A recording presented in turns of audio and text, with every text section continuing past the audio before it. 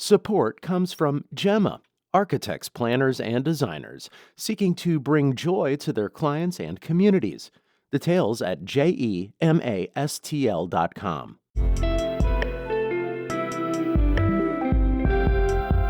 From the St. Louis Public Radio newsroom, this is The Gateway. It's Wednesday, April 15th. I'm Abby Larico. Iranian-American Dorsa Derakshani is a medical student at Mizzou, but she says it's been hard to focus on her studies since the civilian protests in Iran in late December. For people in Iran who are living under the fear of, am I going to die today from my government or am I going to die today from a bomb? That I can't comprehend.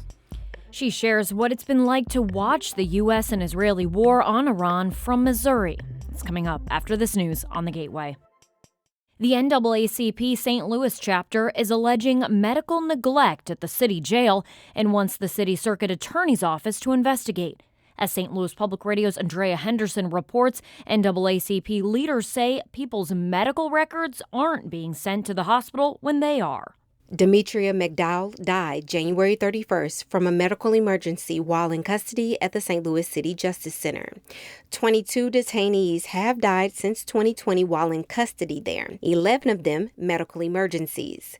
The deaths have pushed the NAACP to call on the Circuit Attorney's Office to investigate. Adolphus Pruitt is the chapter's president. Based on our investigation, emergency personnel at the hospitals say that when they get that patient from the jail, that's all they get. Nothing about that individual's medical history transfer with them. The group also asked the U.S. Justice Department to examine systemic issues that might have led to the deaths. I'm Andrea Henderson, St. Louis Public Radio. St. Louis County Executive Sam Page is fighting a political maneuver that would strip him of his power while he's out of the country. Page is planning a trade mission to London later this month. A county ordinance would transfer his power to council chairwoman Rita Days anytime he travels overseas. Page calls the ordinance unconstitutional and says the county charter requires the county's executive authority be determined by voters. He filed a lawsuit yesterday against the council and Chairwoman Days. St. Louis County residents voted on who would be in charge of the executive branch. The charter answers who's in charge. The intentional chaos that's been created by the county government on a daily basis has to stop. A judge will hear the case today. Days did not immediately respond to a request for comment. The St. Louis County Prosecuting Attorney's Office issued charges in a more than 3 decades-old sexual assault case involving a minor. As St. Louis Public Radio's Katie Gravich reports, this is the second case pursued by the PD's cold case unit since it was founded last year. Miguel Canizares of Spring, Texas, was charged with 2 counts of sodomy and 1 count of sexual abuse in the first degree last week. The victim was 14 years old when she was assaulted outside Parkway North High School after a soccer game in 1992. County Prosecutor Melissa Price Smith says advances in DNA technology have allowed the department to reopen cold cases. And we're here today to send a message to the victims and families of victims on unsolved cases. We have not forgotten you. Other police departments across the country are investigating cases that may be linked to Canizares since he left St. Louis in 2015. I'm Katie Gravich, St. Louis Public Radio. Missouri's colleges and universities could receive the same amount of state dollars as they did last fiscal year. That's because the Senate Appropriations Committee chose to revert to Governor Mike Kehoe's request for higher education dollars. As St. Louis Public Radio's Sarah Kellogg reports, that means a rejection of the House's higher education funding plan. The Senate version gets rid of the new funding model the House had in its budget, which was largely based on enrollment. Critics say the House version created winners and losers among the state's colleges and universities. For example, while the University of Missouri system could have seen up to $20 million more, Truman State University was facing a $27 million cut. Senator Brian Williams, a University City Democrat, said the state should be making sure that higher education institutions have adequate funding. I know we have a challenging budget right now, but our workforce and educating the workforce of tomorrow is more important. The budget bills must still go through the Senate and then back to the House. In Jefferson City, I'm Sarah Kellogg, St. Louis Public Radio.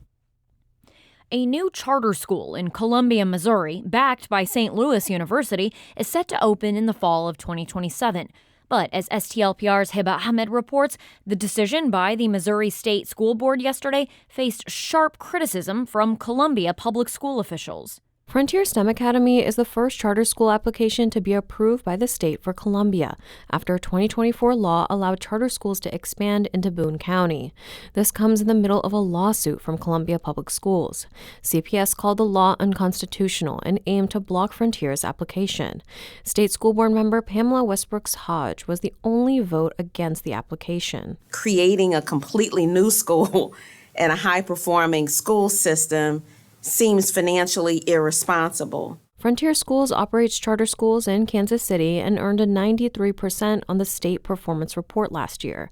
Columbia Public Schools earned an 89%.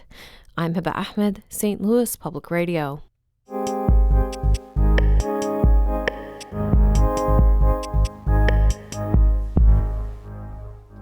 It's been more than 6 weeks since Iranian-American Dorsa Derakshani has had any direct contact with her family in Iran.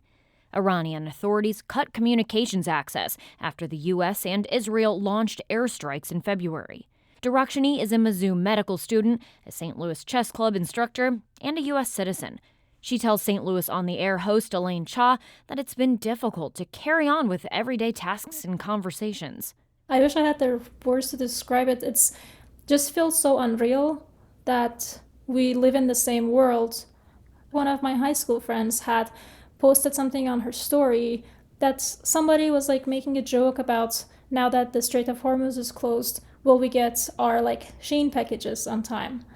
And I don't know, just feels very unreal to have to explain to someone that, hey, I'm going through this. That is like, I'm not being directly attacked, like I'm physically okay, but I don't have the bandwidth to deal with the things that I'm supposed to be handling because so much of my energy is going to just being okay.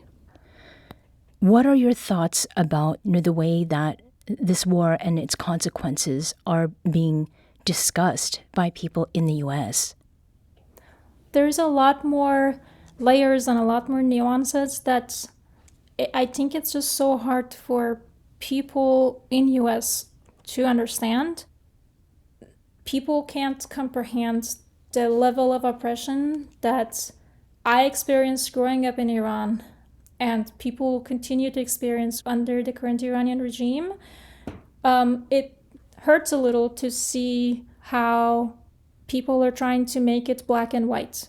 Like, I think the one thing we all agree on is we don't want innocent civilians to be hurt.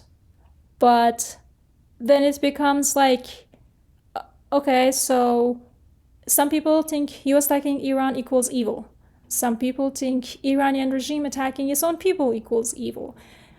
And it's hard to have that discussion if you don't understand the fear of living under Iranian regime.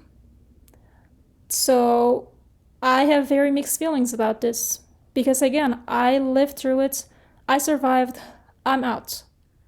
But for people in Iran who are living under the fear of, am I gonna die today from my government or am I gonna die today from a bomb? That I can't comprehend. What is the one thing for us to be thinking about, especially given what you've expressed, about your chief concern, and that is for the people? If you are talking about Iran and the current situation, just be open and understanding and just listen to what we have to say. Let us vent to you, let us trauma dump on you. If you know someone who has Iranian relatives, check on them. Just make sure they're okay. Just be as compassionate as you can be, because a lot of us are currently feeling the way I'm feeling. Confusion, fear, uncertainty, just trying really, really hard to be okay. And it can be very triggering to see uneducated opinions that are hard to talk to. So just be open, just be compassionate, and make us feel not alone in this time. That was Iranian-American Dorsa Derakshani. She spoke with St. Louis on the Air's Elaine Cha last week from her home in Columbia, Missouri. That piece was produced by our Emily Woodbury. The Gateway is a production of St. Louis Public Radio, a listener-supported service of the University of Missouri-St. Louis. Music by Ryan McNeely of Adult Fur. I'm Abby Larico, and from the St. Louis Public Radio newsroom, thanks for listening to The Gateway.